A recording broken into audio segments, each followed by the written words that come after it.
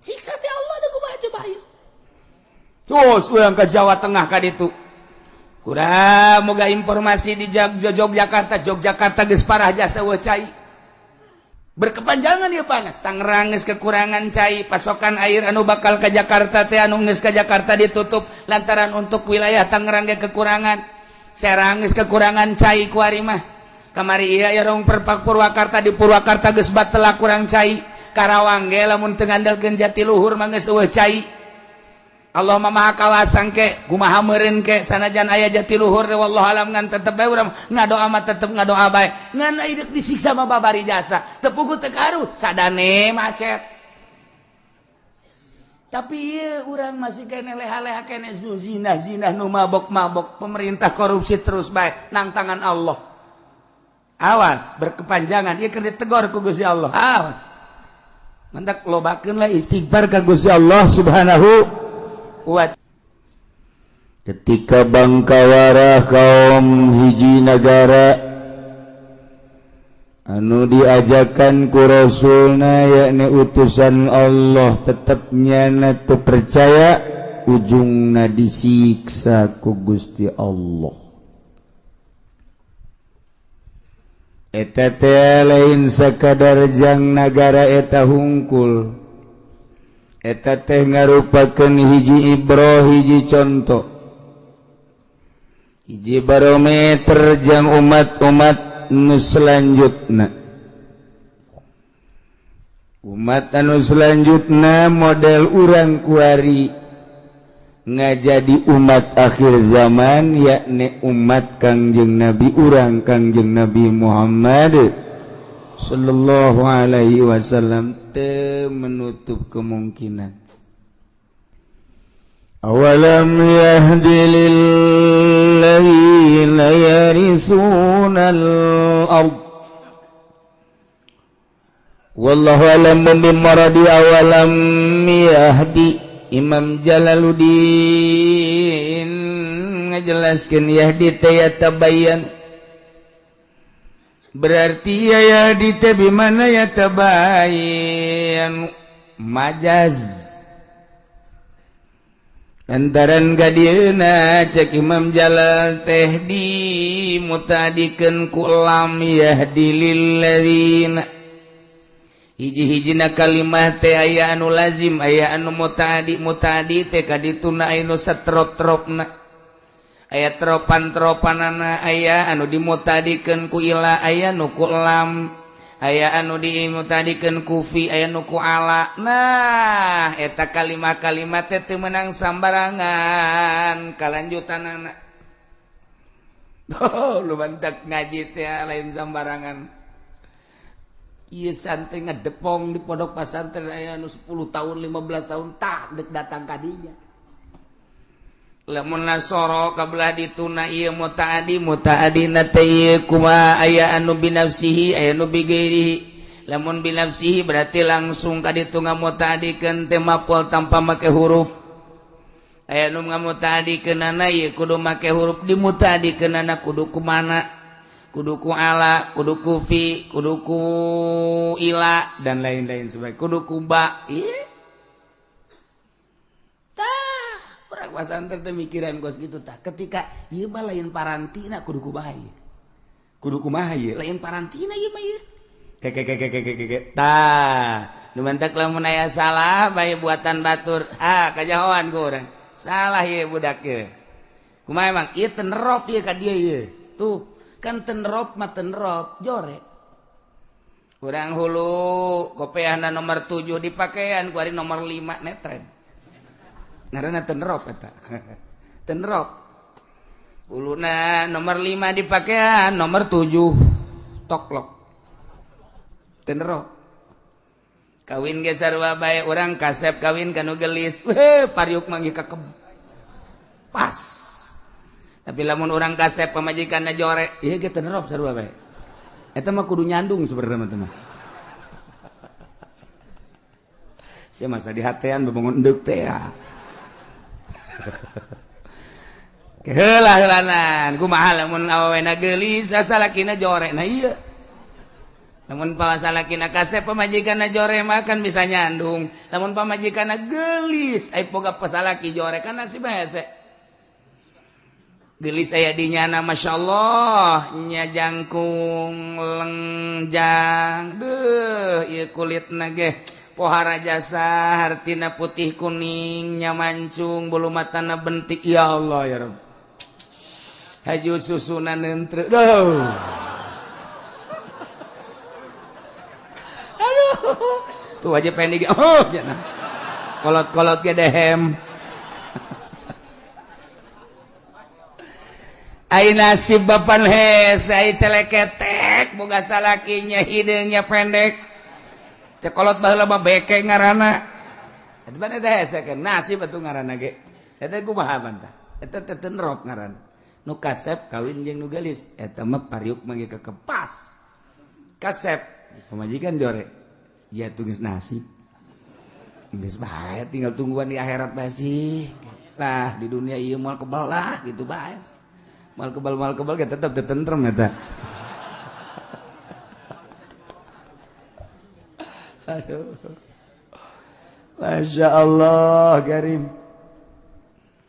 Awalam yahdi lilladzina yarithuna al-ard. Apakah can jelas can nyata ka jelema anu cararicing di muka bumi bisukna nyen imah, nyen hotel, muharajas. Can jelas kitu mimbadi hilaki ahli asabada dirusak ahli-ahli bumi. Kok masih kene terus bae maksiat? Can jelas kitu lalakon nu baheula Kangjeng Nabi Nuh alaihi salam. Umat tadi kumahakeun encan jelas itu coba kaum Samud anu Allah nurunkeun Rasul Kangjeng Nabi Shalih alaihi salam siksa apakah can jelas itu baheula teh kaum Ad diutus ku Gusti Allah Nabi Hud apakah can jelas ka umat-umat nu kuari deuleu nu baheula zaman Kangjeng Nabi Lut alaihi salam umat da kumaha jeung nabi-nabi nu lainna teu dijadikeun barometer sih awas cak Gusti Allah encan jelas kitu hei khususna ka ahli Mekah encan jelas kitu hei ka para kapirin santerona khususna ahli Mekah atawa kapirin atawa kuari maka urang Indonesia nu dipimpin ku presiden urang presiden anu paling kurusan dunia masalah emang kenyataan pas gitu presiden urang tetap aku hei bangsa Indonesia cek Gusti Allah loba teuing sa Indonesia mah hei 10 Jawa bating hei saprovinsi Jawa Barat gede teuing hei Banten sabanten geus cukup sabanten malah wahai manusia cek Gusti Allah di dunia umumna sadunya khusus nama ahli Mekah termasuk Indonesia lamun umum hei manusia can jelas itu ya kajelema anu nyaricingan bumi yen imah anu kokoh meuli imah teh lain sakadar puluh juta ratus miliaran kadituna bahkan belas miliar puluh miliar bahkan lain boga imah na hiji ya urusan imam geus masalah geus ieu kalakuan kuari cara ricing di bumi Allah kalakuanana maling korupsi zina judi bahkan teu percaya ka pangeran bahwa nu nyieun langit bumi teh Allah can jelas kitu ka jelema nu eta mibadi hilaki ahliya sabada dirusak ahli-ahli nu balaheula awas maka teu dijadikeun iboh teu dijadikeun barometer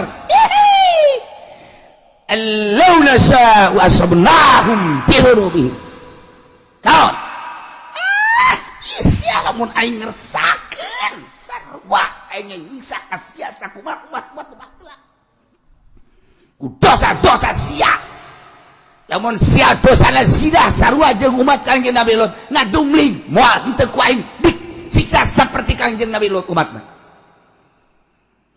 Lamun sia buang kawarah ka Gusti Allah ka aing cak Allah deuleu kaum Samud deuleu kaum Ad teu saeutik nu ku aing baheula teh disiksa terus-terus ieu ku hari Indonesia sia kades mabok ambalaya di Indonesia awas ya cak Gusti Allah zina ku ari mage sambalaya teu menutup kemungkinan launa sya'u asabnahum bidzunubihim iksa aing sarua jeung umat baheula maling korupsi terus bae awas launa sya'u asabnahum bidzunubihim mentek memehna ku Gusti Allah ku ari dipanaskeun heula awas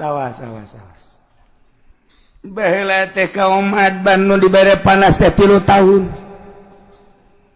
teu hujan 3 tahun bayangkeun 3 tahun teu hujan hese ka dieu ka ditu tatangkalan geus tandus 3 tahun atuh hujan batla luar biasa turun Rasul diturunkan ku Gusti Allah Kangjeng Nabi Hud alaihissalam dakwah kejakeun Hud ka umat lamun hayang subur mahmur lah jinawi percayana ulah ka batu nyembahna ulah ka makhluk coba ka aing kitu bejakeun dakwah Kangjeng Nabi Hud terus-terusan dilelewe ku umatna terus bae dilelewe saeutik pisan mu iman ka Kangjeng Nabi Hud panas makin menjadi-jadi diutus salah seorang ka Baitullah datang ka ditu ka Baitullah nu kamari didongengkeun teh ayalah kiriman teh mega mendung wah bararungah majar teh bakal hujan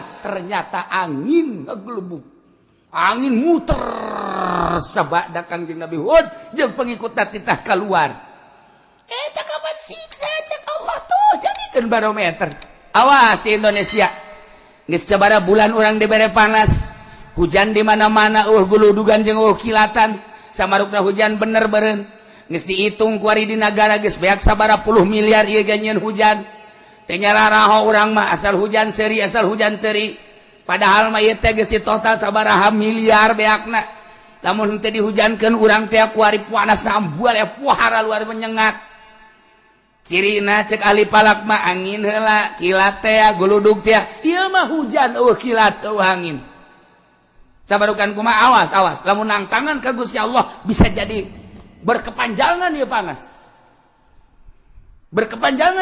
Tangerang geus kekurangan cai pasokan air anu bakal ka Jakarta teh anu geus ka Jakarta ditutup lantaran untuk wilayah Tangerang ge kekurangan Serang geus kekurangan cai ku ari mah kamari iya yarong perpak Purwakarta di Purwakarta geus batela kurang cai Karawang ge lamun teu ngandalkeun Jatiluhur mah geus eueuh cai Allah mah maha kawasan ke kumaha meureun ke sanajan aya Jatiluhur teh wallahu alam ngan tetep bae urang ngadoa mah tetep ngadoa bae ngan ieu disiksa mah babari jasa teu puguh teu karu sadane macet siksa teh Allah da kumaha coba ayo terus urang ka Jawa Tengah ka ditu kurang moga informasi di Yogyakarta geus parah jasa eueuh cai tapi ieu urang masih kene leha-leha kene zina nu mabok-mabok pemerintah korupsi terus bae nang tangan Allah awas berkepanjangan ieu keur ditegor ku Gusti Allah awas mendak lobakeun lah istighfar ka Gusti Allah subhanahu wa ta'ala awalam yahdi apakah can jelas lilladzina yarithuna ladoka jelema nu nyicingan bumi ieu nu mantak Gusti Allah teh make bahasana yaritsunal ardo make yarisu mah tina warasa yarisu eta makan ngawaris aya ngawaris mah berarti kapan aya nu diwaris lamun bapa ngawariskeun ka anak aya anak eueuh anak mah meureunnanan ka incu lamun incu anak eueuh aya meureun dulurna mamang teh uwah teh nah eta ngaranna ngawaris ieu ge ku bangkawara amat sia cicing di alam dunia na nyieun Allah sia ngawaris ka umat nu baheula zina sia ge kurang zina deui bae nu baheula mabok sia kuari kunaon mabok, nu baheula maling sia kuari kunaon maling. Maka mantak make bahasana yarisunal ardo. Pohara lamun dibongkar sakalimat na Al-Quran, urang mangkat bulu. Dikiekeun dikitukeun urang mah maca anana bae ge kuari ge sararese ngadengikeun ge cangkeul. Padahal mah kurang kumaha kopi geus ngarokok geus. Bubur geus segala wuduk segala tetep bae ku ngadengena keun cangkeul geus neuleuh deui ka jam. Bangun dek demo teh ka aing sia. Aduh Gusti Allah aku. Ento ngeta mun boga janji meureun. Neuleuh deui jam ieu janji aing jeung jahe. Tuh. Ieu bahasa yarisuna. Sia cicing neruskeun lalakon umat nu baheula. Umat nu baheula dizina disiksa, umat nu baheula mabok disiksa ku Gusti Allah, umat nu baheula maling disiksa ku Gusti Allah, umat nu baheula kafir disiksa ku Gusti Allah. Awas sia ngawaris nu baheula sarua sia ge ku aing disiksa deui. Geus kasaksian ku urang kamari ieu tsunami, 200.000 manusia asahina jasa. Mobil single yang imah bangunan single enceng asahina jasa kabeh ge dunia jeung manusia seusina asahina urang neuleuh tsunami. Gempa Yogyakarta, tsunami Pangandaran, gempa Sukabumi, Gunung Galunggung, Yogyakarta gunung deui, kuari ke batuk-batuk bae gunung deui sarua bae. Teguran ti Gusti Allah. Ieu teh ulah kejadian alam sakumaha nu kamari dicaritakeun. Ieu teh teguran ti Gusti Allah, kuari panas teguran ti Gusti Allah. Ayo sia Presiden Jokowi nek merubah tentang perekonomian sia. Dek beralih nu tadina Amerika kuari dek diasupkeun Hong Kong Cina. Kuari sia dek diasupkeun Cina. Kuari berangkat ya negara teh hayo sia. Amerika tetap baik terus mendesak. Cina geus diasupkeun ka urang, geus dibuka lebar-lebar asup ka urang. Sementara jeung Amerika ge can selesai, dolar ditaekeun ku Amerika. Tina 9 naik 10, naik 11, naik 12, naik 13, kuari geus 13,9. Geus 14. Ayo sia udag-udagan jeung aing. Berangkat sia Cina cek Amerika, perang Cina jeung Amerika di negara urang ti perekonomian. Urang teh naon? Urang teh naon kok jadi kos kieu sih? Kok jadi kos kieu sih? Kok beusi meuli 2.000 ngajual pur 1.000? Kok beusi meuli 3.000 dijual 2.000? Atuh ieu mah bebeakan ka kolor-kolor. Ieu mah lain gulung tiker, gulung balik ieu mah tuh. Kira kumaha coba ieu? Perang, urang teh nyaho, bangsa Indonesia mah kulantaran bodoh atuh seserian bae. Bodoh orang Indonesia mah teu nyahoana naon. Ieu teh keur perang Cina jeung Amerika di bidang perekonomian. Kulantaran perekonomian jadi tombaknya, tolak ukurna perpolitikan teh jalan. Perpolitikan di urang teh teu stabil. Deuk kabangun kumaha lamun perekonomian macet kuari. Cina kakarak dibuka asuplah ka urang produksi encan, Amerika dikatukangkeun sedangkeun bahan baku beulianana kudu make dolar, taekeun sia ku aing, kaudag moal ku sia. Sementara hitung-hitungan anak ahli ekonomi di urang teh encan mampu. Kos kieu keberadaan anak neuk kumaha sedengkeun jelema nyieun pabrik di depan eta teh make duit negara sekian triliun.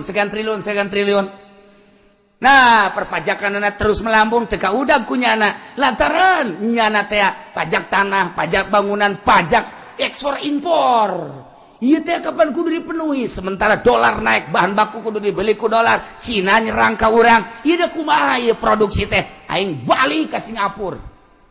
Teh saeutik anu boga karyawan 8.000 nyesa tinggal 2.000. Nu boga karyawan 20.000 nyesa tinggal 5.000. Tinggal bangsa Indonesia nu teu nyahoan kieu amat sih dek demo ka mana? Oh pelindung di urang mah demo teh. Urang demo ka DPR lagi keur puyeng. Aing boro-boro siap aing ge sarua bae ieu. Nah, ieulah keberadaan Indonesia seperti kieu.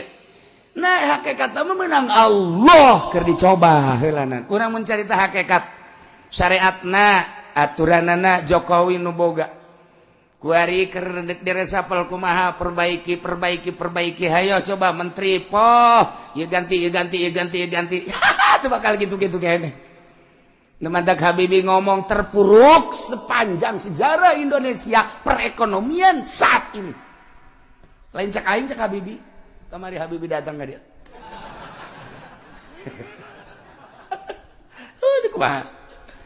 Nah iya cerita keberadaan negara. Kemudian panas cak Allah ayo sia. Dik jeung aing udag-udagan sia ayo. Sia dek ngaluhurkeun pertanian Jawa Timur akan ditingkatkan pertanian Jawa Tengah, Jawa Barat. Ketika persiapkan di Palembang, di Medan, di berbagai daerah, pokoknya ditingkatkan pertanian. Sebabnya perekonomian bakal macet. Kunya nangis kayak itu. Ya perekonomian industri bakal macet sebab moal kaudag melalui dolar ditaikkeun ku Amerika. Hayo hayang udag-udagan perang Cina jeung Amerika. Asal Cina naik perang. Lamun Cina terus memaksa dolar bakal 15. Lamun Cina terus baik ku Indonesia dibere diketeruskan naik 16.000. Jadi dari kumaha eta mah perang nyana. Ayo cek Amerika. Pas gitulah perang. Beda deui jeung perang di Irak, lain deui di Irak mah. Ai di Irak mah Saddam Hussein teh deuleu sejarah. Cek Saddam Hussein manyaing teu mampu sih ko transaksi make kitu. Hilang dolar bae. Ku ini ditaikeun Islam teh. Dolar ku ari teu bisa transaksi di Irak. Meuli minyak kudu make dinar, meuli minyak kudu make dirham. Uang Irak. Iran kitu kene sepakat. Bingung kalah Amerika. Sakedeng nyin lah nyana perkumpulan ieu mah lamun diteruskeun bakalna negara Islam di mana-mana. Bakal terulang kembali wali sanga zaman kitu Raden Patah dengan Saddam Hussein, Islam akan tinggi. Urang mah teh nyawa minyak dengan sakitu perang perekonomian. Nah, dijadikan biologi padahal di Irak teh ngan omongan Amerika teh dihajar ku Amerika sorangan moal kuat Irak, dihajar ku dua anjing Inggris moal kuat, dihajar jeung Prancis moal kuat, nyeulat multinasional hajar Saddam Hussein sebab urang bahaya ka dituna bisa-bisa Islam naik deui. Islam nu mantak merudah sadunya kamari mah tanpa aya nu nitah spontan. Tuh lamun dibuka sejarahna kos gitu. Kuari di Indonesia geus tah geus carita Irak tah geus beres tah geus. Beres geusan tah geus. Geusan heulana. Kuari urang mah carita Jokowi. Presiden urang eta kajen kumaha ge. Perang Amerika jeung Cina. Hayo udag-udagan sia. Kamu bisa teh sia.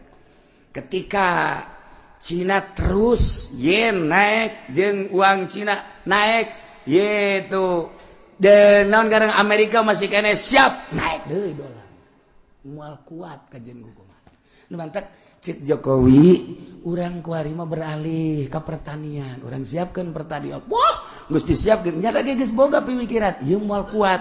Ngudag dolar Amerika teh moal kuat. Geus urang kana pertanian. Cak Allah lain kitu titah ibadah atuh ka aing. Jas sia ngandelkeun pertanian teh ngandelkeun hujan, panaskeun ku aing sia. Lain titah ibadah hendangan udag-udagan. Bejakeun para ulama nu sekeliling mengelilingi Jokowi. Kita ibadah ka Gusti Allah kitu masyarakat. Ulah udag-udagan yang ka kawasan Allah. Lamun dipanaskeun, panas anu luar biasa. Deuleu India, deuleu Pakistan, brek parah. Di tropis tinggal tropis. Allah Maha segala-galana. Awalam yahdi. Apakah teu jelas ka jelema anu seakan-akan mempusakai bumi? Cicing teh nyana jadi warisan dianggap pusaka. Bisukna cicing imah-imah sangeunahna bae sabada dirusak ahlina nu baheula. Encan jelas Allahuna sya'u. Lamun teh mah kaula ngarsakeun asobnahum kaula ge bakal ngeunaan ka manehna siksa ku sebab dosa-dosa nawas. Wa natba'u ala qulubihim fahum la yasma'un.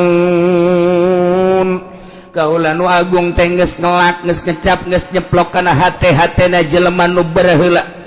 Manan manehanna teu iman teh, manan manehanna teu percaya, aju ku kaula disiksa.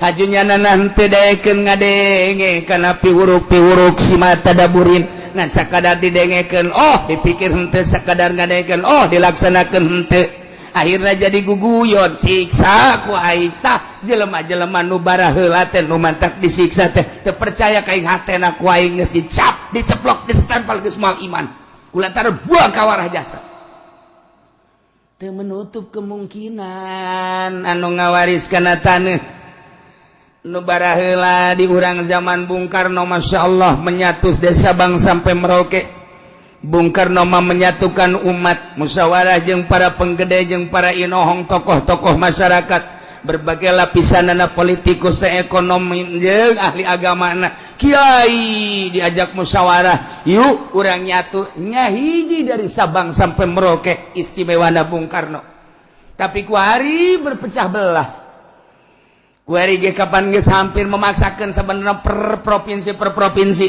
kulantaran naon asah teu kageroh kuari lamun Aceh kuari geus memecahkeun diri Papua geus hayang misahkeun diri kemudian Banten ge Banten selenting-selentinganan geus hayang misahkeun diri kulantaran naon eta teu kageroh permasalahanna teu kageroh geus dijieun otonomi daerah kuari mah tuh pelaksanaan pembangunan kumaha sadaerah-sadaerahna pemasukan gede hebat berendaerna pasukan letik berarti saaya-ayana dilaksanakeun geus otonomi daerah tapi tetep bae otonomi tinggal otonomi jalan mah tetep bae renjul bae deuk kumaha deui atuh deuk kumaha deui horenganan sistem nu aya di urang anu teu bagus atawa manusia-manusiana geus boho kana sistem nu aya geus kudu dikumahakeun ieu mah keur nyaritakeun kebangkrutan urang diceplok ku Allah komo lamun datang ka lain sekedar mabok lain sekedar zinah lain sekedar korupsi bahkan manehanana kufur teu percaya ka Allah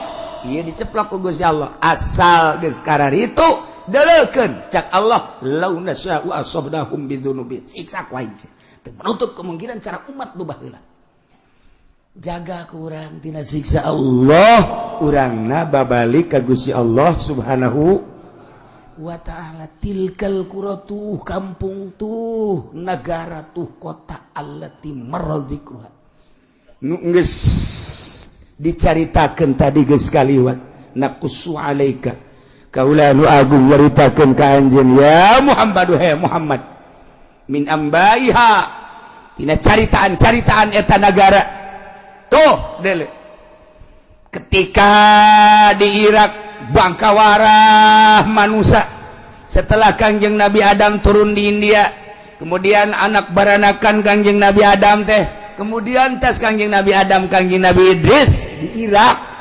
dilanjutkan ku Kangjeng Nabi Nuh alaihis tilkal qura tuh kampung Irak tuh negara Irak Utara.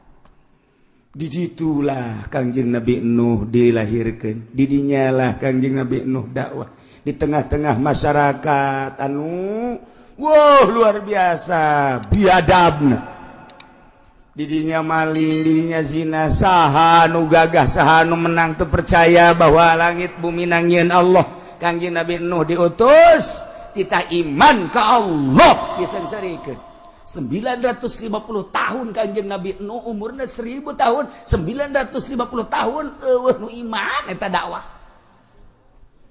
ya Allah ya Rabbi urang mah nyeun pondok kakarak 5 tahun eueuh nu mondok bae geus frustasi urang dakwah eueuh nu ngadengekeun bae geus frustasi deule Kangjeng Nabi Nuh 950 tahun eueuh ngan Kangjeng Nabi Nuh mah terus bae tabah diusir bala Kangjeng Nabi Nuh tidinya instruksi Gusti Allah nyeun kapal Kangjeng Nabi Nuh saling-sarikeun no aya nyeun kapal mah deket laut lain di tengah-tengah negara sia mawana kali itu kumaha jeung leumpangna kumaha kapal mah ayana di laut cek Kangjeng Nabi Nuh kulama instruksi ti Gusti Allah lah udah sok Allah-Allahan edan sia mah Nuh geus teu dianggap tapi tetep bae Kangjeng Nabi Nuh terus kesimpulan nama Nuh awas ieu umat geus disiksa saha anu iman kuateun Kangjeng Nabi Nuh dakwah awas siksa ieu mah bakal datang nu iman naik ka dieu